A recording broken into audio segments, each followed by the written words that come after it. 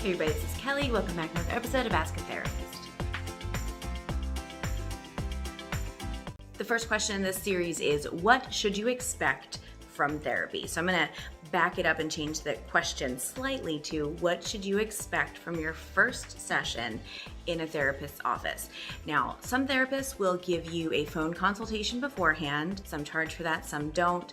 There's also some therapists where their initial meeting, their intake session, is slightly longer than a normal session, and for others, it's shorter. So I can tell you what I do, but that's a really important question to ask somebody when you're starting out. If they do not give that information to you, or it's not in their Psychology Today profile, or it's not immediately evident as to what to expect from that first session, it's okay to ask them. You can tell a lot about somebody by their response to this question, so that's also a good idea. Okay, so first session with me, you will have already filled out all of your paperwork online. You won't have to print anything off to bring in. It's all done electronically. So you'll come in for your first session. You'll either come into my waiting room, like you'll sign on online if you're doing telehealth, and I will introduce myself. I will explain to you the rules about confidentiality, because it's very important that not just seeing it in writing and signing that you've read it, but you've also heard me say that if someone is hurt or is going to be hurt, if there's abuse happening, if there's a whole list of things that I have to break confidentiality for.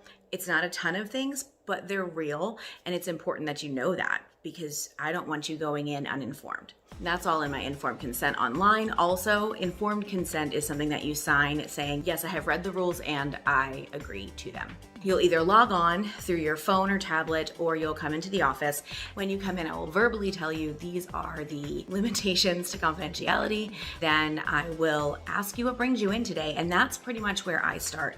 Yes, you may have written that already in the forms. Yes, I may have interacted with you over email, and you may have already told me that story, but I want to hear it again from you. And so I'm going to ask you to tell me your story, and I'm going to ask some questions. I may take some notes. This is something that in school they tell you never to do, but I do. And I make sure that I tell you, if you ever see me writing something and you want to know what I'm writing, just ask me. I have been in enough therapy offices to know how disconcerting it can be when someone is listening to you talk and then write something down. You're like, what did you write? What's so interesting about what I just said?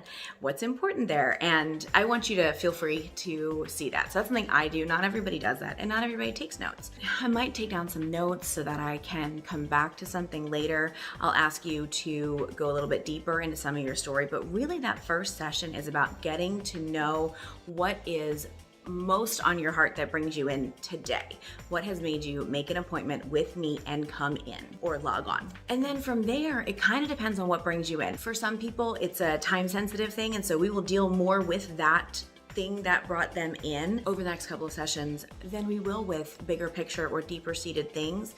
If it's not time sensitive, then I might on the next session go into what we call a family of origin exercise, or ask you questions about your family of origin, which is the group with which you were raised as a child. Whatever that looks like, who makes that up, what kind of relationship do you have with them now, that sort of thing. Again, not super deep, but it's helpful for me to know how you react to some of those things and some of those questions. So that is something I do, usually second session, but again, it depends. If you're coming in for something time sensitive, I might not do that second session, because we want to really be able to get to the root of the reason that you're coming in. Also, for things like family therapy, if I have a family come in to see me, I typically have them round robin what their understanding is of why they're in the room with me, and I set a timer, and I set that timer to usually 1.5 minutes, maybe 2 minutes if there's only a couple of them. The bigger the family, the less time I give to each member. No one is allowed to interrupt, no one is allowed to talk over them, and no questions are asked for that time.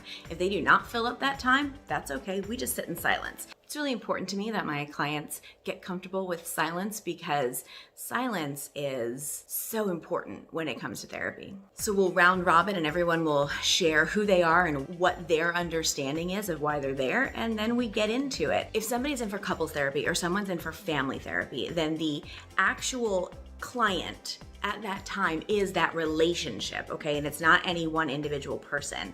So while I may have a family in and we'll do family therapy and I might see individual people in that family, or might 15 minutes this family member and 15 minutes that family member all in the same hour, I don't hold confidences between them.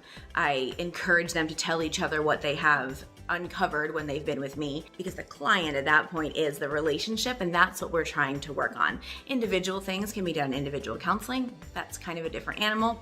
That is the majority of the counseling that I do is individual, because people are coming in to deal with their stuff. It's just a different dynamic when you're dealing with couples and families. Love working with all three. I really don't have a preference, but that's how it works with those three different areas. The other thing that you should be aware of is that therapy sessions, unless otherwise notated, last 45 to 50 minutes, 45 to 50.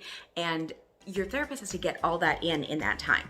There are some instances where it's necessary to go overtime, and that's really between you and your therapist. It's just really important that you are aware that a therapy hour is typically 45 to 50 minutes. I have had some people very surprised by that sometimes, so I feel like that's important to know. Most therapists, when you log on to make an appointment, will send you some sort of a welcome packet, some sort of information about how to get to their office, that sort of thing. If they don't, it's fine to ask them.